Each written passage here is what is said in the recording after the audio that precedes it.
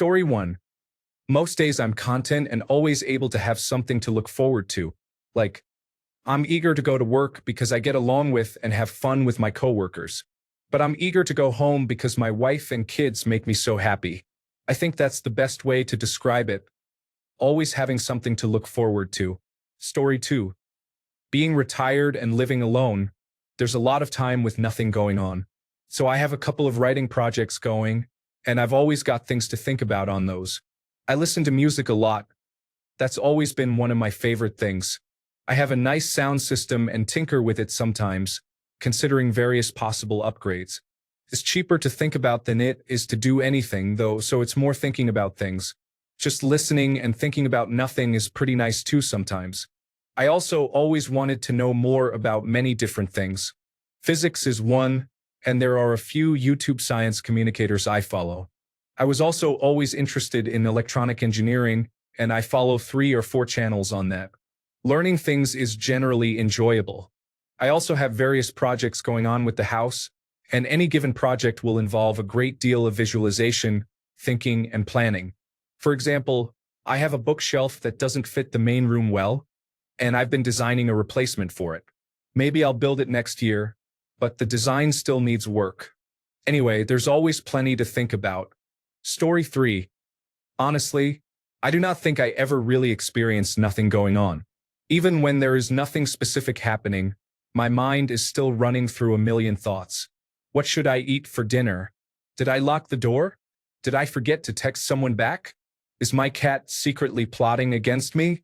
I am somewhat envious of people who can just relax in peace, but I guess I have made peace with my brain's constant chaos at this point. Story 4. As someone who does not suffer from anxiety, I can't imagine the other side.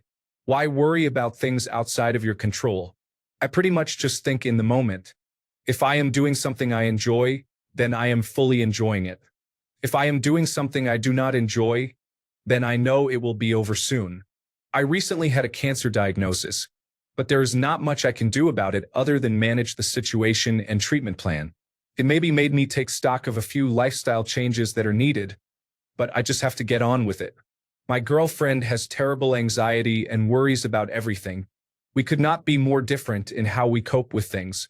Story 5, all sorts of stuff. Food, upcoming events I'm looking forward to, video games, movies, things that happened that day at work, clothes I want to buy, my dogs, my husband, etc. Story 6. I have a strange form of anxiety. I don't get anxious about things, but I just experience very strong physical symptoms. My body permanently feels like it is internally vibrating. It's pretty horrible and makes it very hard to sleep. I always get chest pains from it, which in turn makes me anxious about my anxiety. Story 7. I am watching a show or thinking about going to the store later. Sometimes I have random thoughts like, if I could ride a Tyrannosaurus Rex, where would we go? Sometimes I just watch the birds. Story 8. Just for context, I am 41, have a full-time job, a wife, and a kid. I am comfortable financially but not rich. I am a very planful individual, so I spend a lot of my time planning what I am going to do next.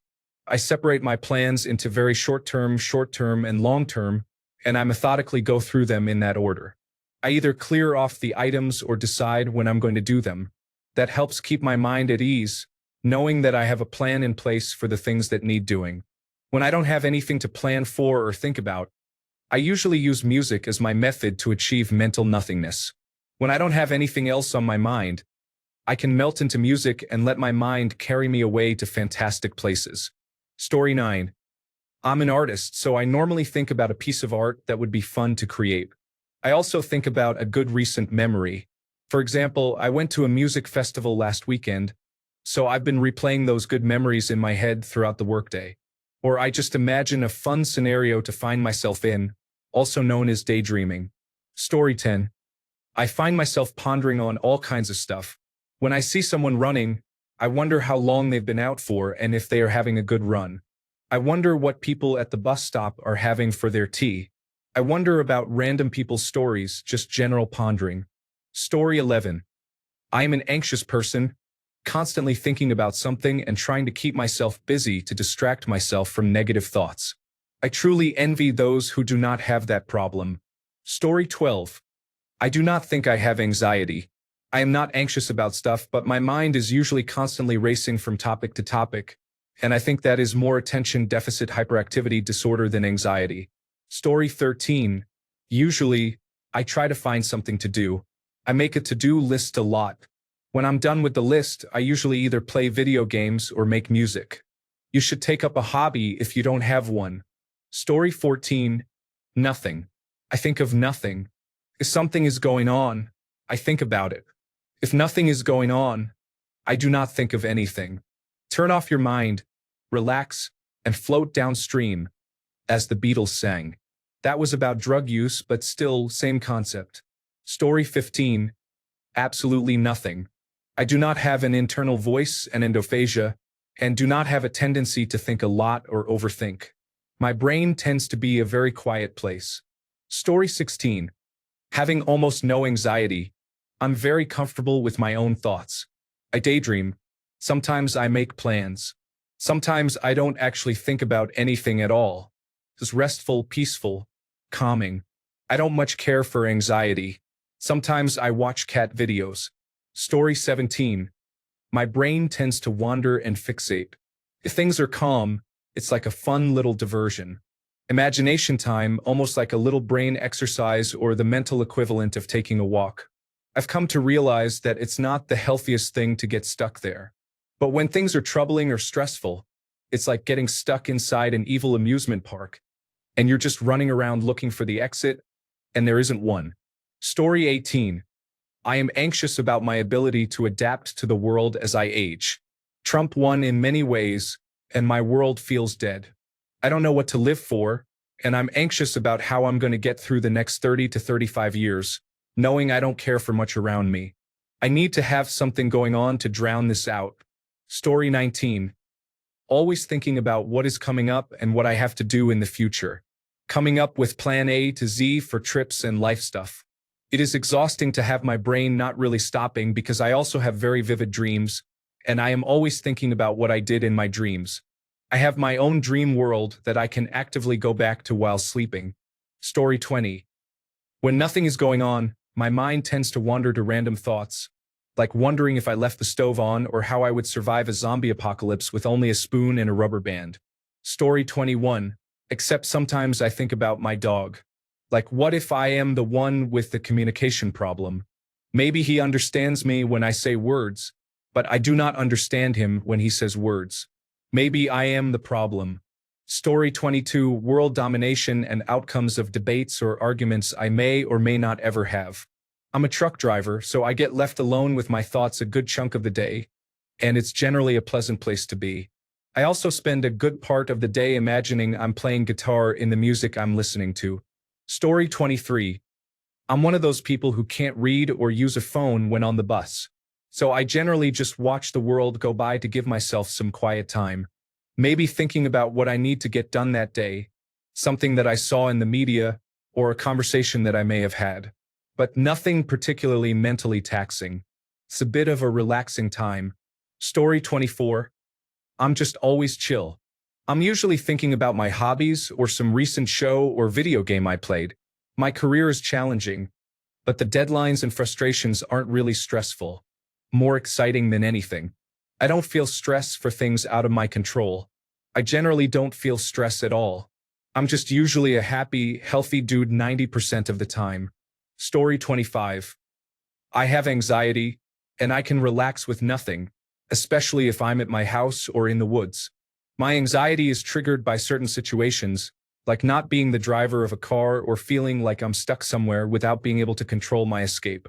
I don't feel ongoing existential dread. Story 26. Happy memories, hopeful possibilities of the future. What makes me really happy in life?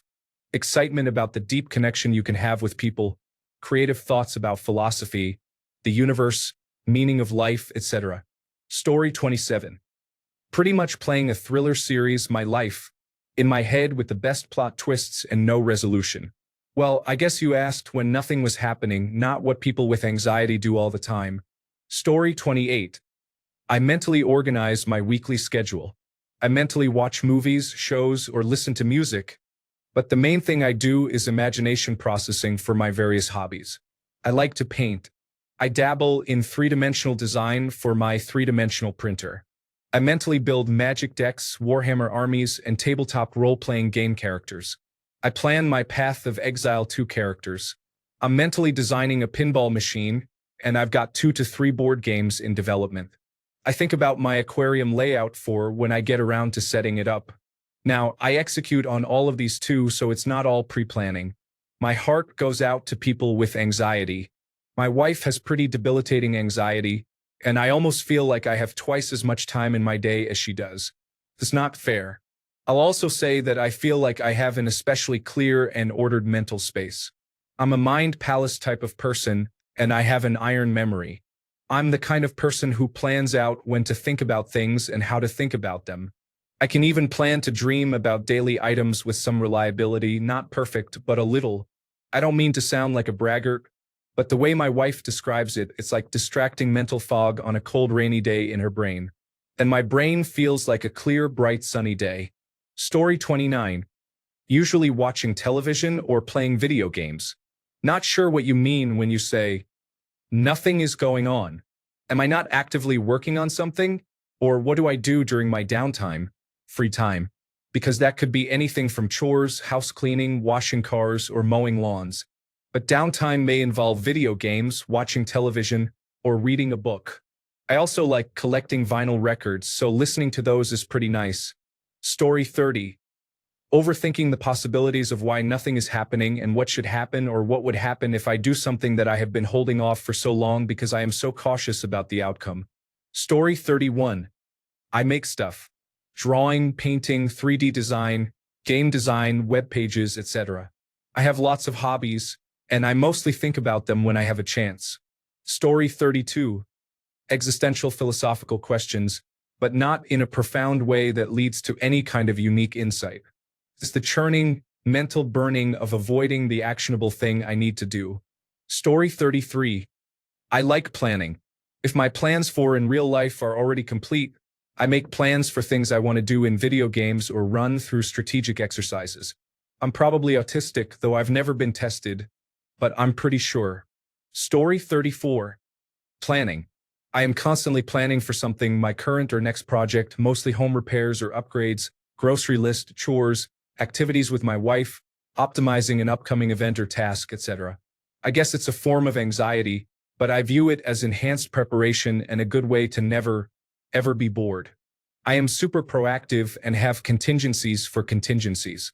Additionally, I am good in an emergency because I don't lose my head. My diagnoses do not include anxiety, at least. Story 35. Everything, really.